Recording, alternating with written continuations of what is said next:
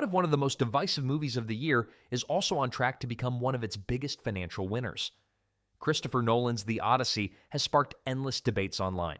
Some viewers are calling it a cinematic masterpiece, while others believe it completely misses the heart of Homer's legendary story.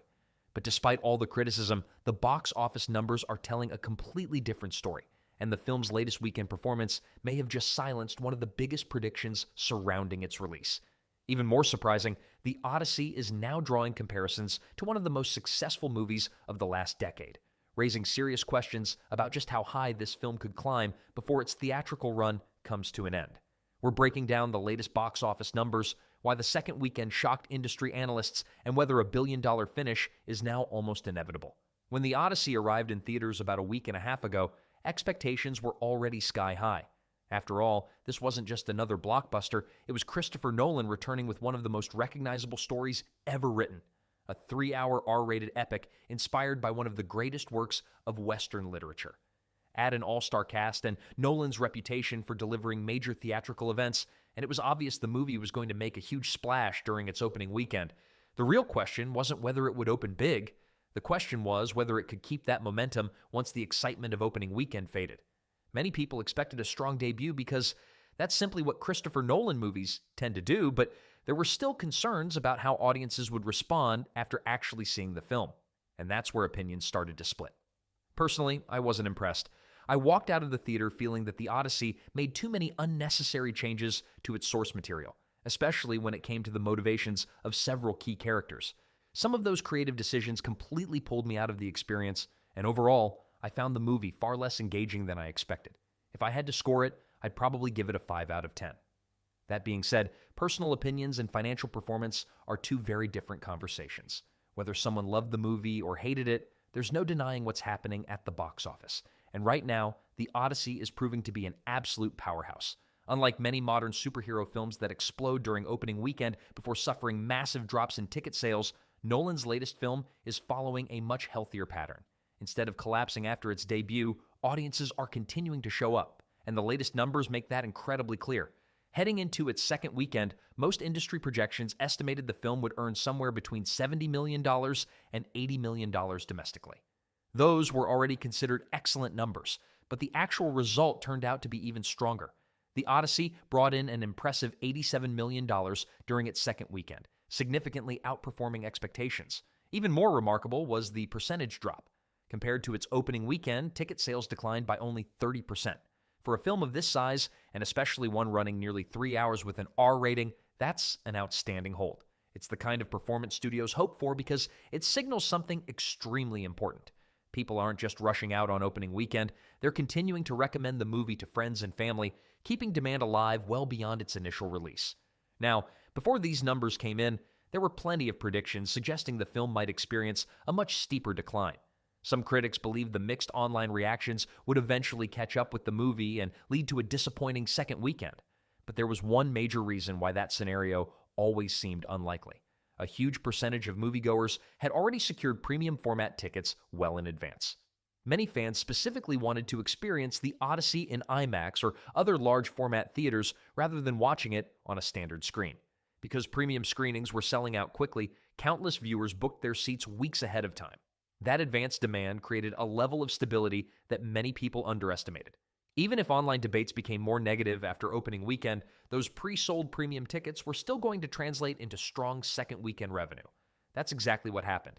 Instead of seeing a dramatic collapse, The Odyssey delivered one of the strongest second weekend performances we've seen this year.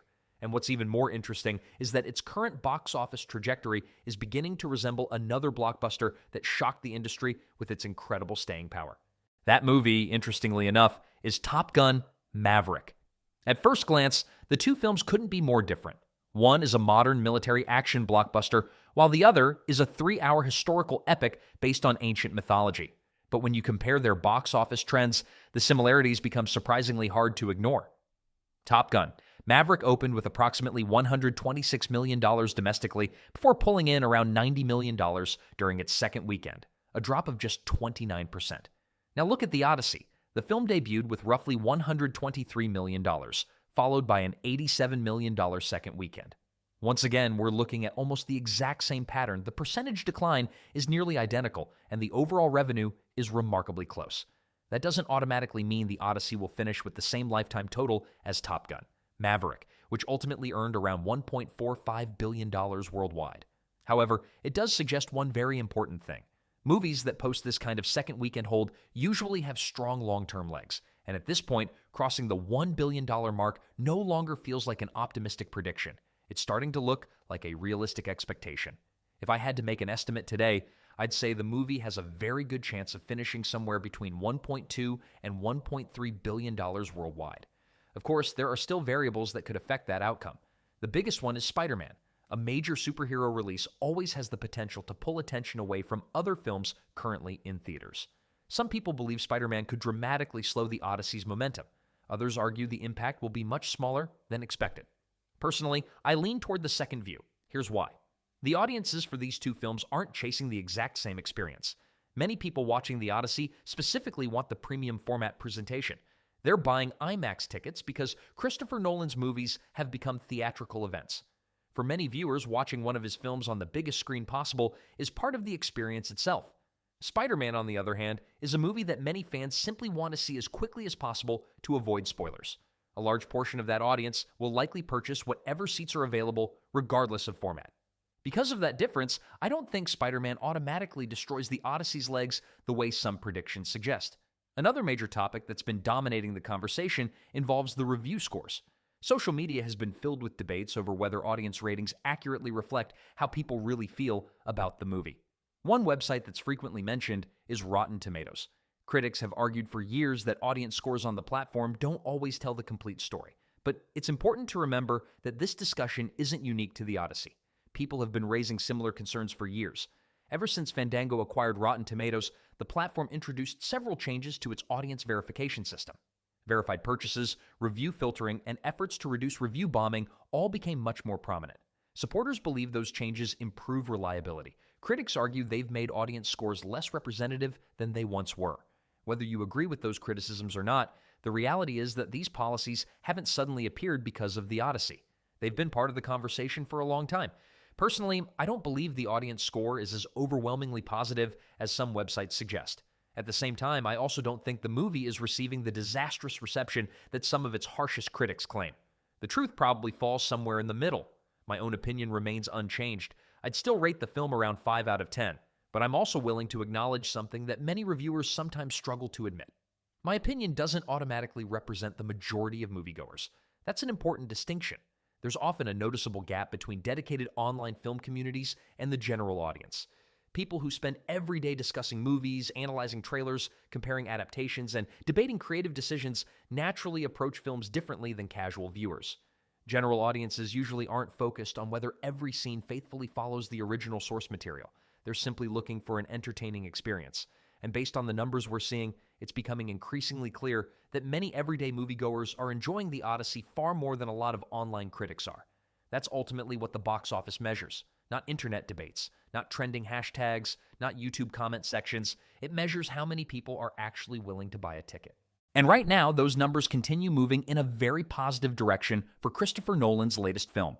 Even with all the impressive box office numbers, my opinion on the movie hasn't changed. For me, The Odyssey simply doesn't live up to the legacy of Homer's original story. The biggest issue is how the film changes Odysseus himself. His motivations, personality, and overall character feel very different from the source material. Add in a few casting choices that I found distracting and several modern themes woven throughout the story, and it just didn't work for me. I'd still give the movie a 5 out of 10. But here's the important part. My opinion clearly isn't the majority opinion. The general audience seems to be enjoying this movie far more than many critics and YouTube commentators. And at the end of the day, the box office doesn't lie. People are still buying tickets, premium screenings continue to perform well, and unless something changes dramatically, The Odyssey looks well on its way to crossing the $1 billion mark worldwide. Spider-Man could slow things down, but based on the current trend, it probably won't stop Nolan's film from becoming one of the biggest box office successes of the year. So now I want to hear from you. Do you think The Odyssey deserves its massive success, or do you think the box office is giving this movie more credit than it deserves? Let me know your thoughts in the comments, and if you enjoyed this video, don't forget to like, subscribe to The Woke Watch, and I'll see you in the next one.